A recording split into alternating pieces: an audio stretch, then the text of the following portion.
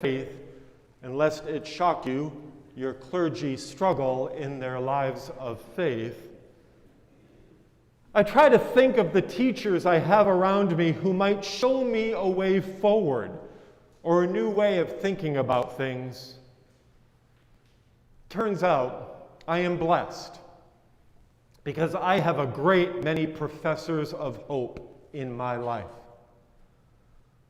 Because I know teachers, I know social workers, and I know parents, and I know you. But it was my meeting and working alongside the clinicians and patients in the brain tumor clinic at Mass General and at the Brigham that showed me the power of hope in the most powerful of ways. Research and treatment has changed since I worked in the clinic, but at the time, a diagnosis of glioblastoma multiforme was a diagnosis that brought a hush into any room. And yet, the hope that that diagnosis inspired in the patients and in the doctors and the nurses and the clinicians who worked with them, that hope would set me on my heels on a fairly regular basis. Despite all the studies and the often quoted 5-year survival rates, these doctors and their patients met each day with a hope that this would be the day when the cancer would be defeated, and for good. And this hope seemed to make everyone around them just a half a shade braver.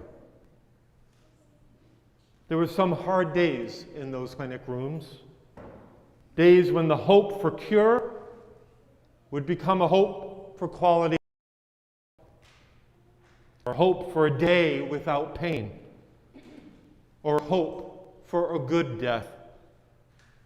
But there always seemed to be room for hope as the walls seemed to be crumbling around them.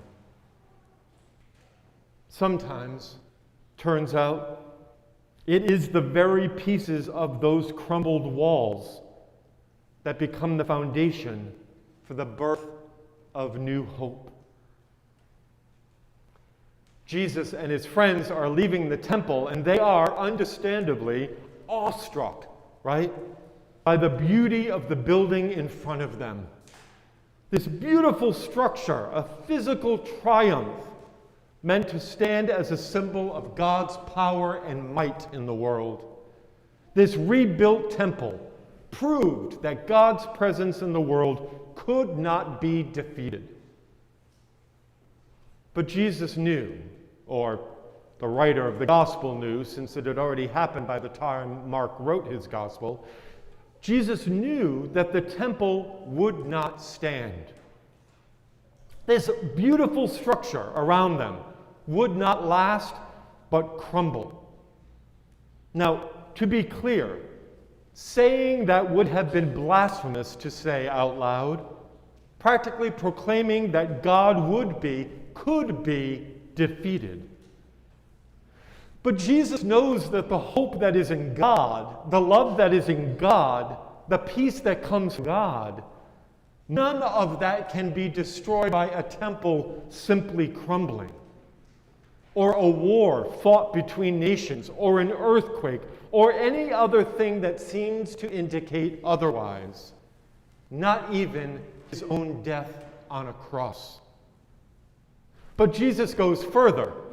He says that these things that some would interpret as signs of God's defeat could be, the very birth pangs of God breaking into the world.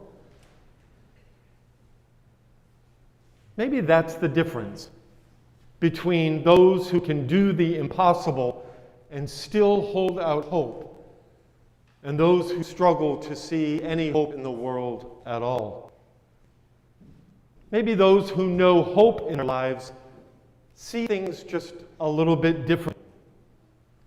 Maybe the hard things in the world that some might see as evidence that God is absent from it, the hopeful see as birth pangs, as things that hold potential to birth God into the world.